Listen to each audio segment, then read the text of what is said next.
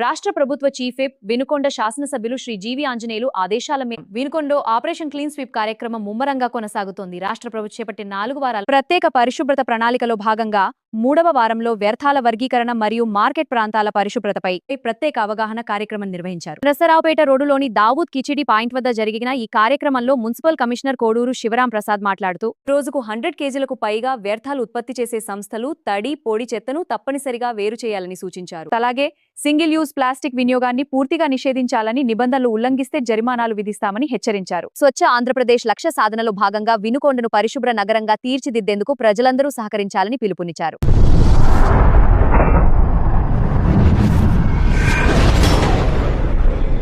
మేము మీడియా సోదరులకి, media with print, electronic, social media అందరికీ కూడా మేము మా ద్వారా తెలియజేసింది ఏమనగా ఆపరేషన్ క్లీన్ స్వీప్ లో భాగంగా 3వ వారం బల్క్ వేస్ట్ జనరేటర్లు గుర్తించాం. వాళ్ళందరికీ కూడా నోటీసులు జారీ చేయడం జరిగింది. వాళ్ళ నుంచి వచ్చే చెత్తని వాళ్ళు ఎరువుగా మార్చుకునే ప్రక్రియకి మిషనరీస్ బోర్డు అన్ని ఉన్నాయి.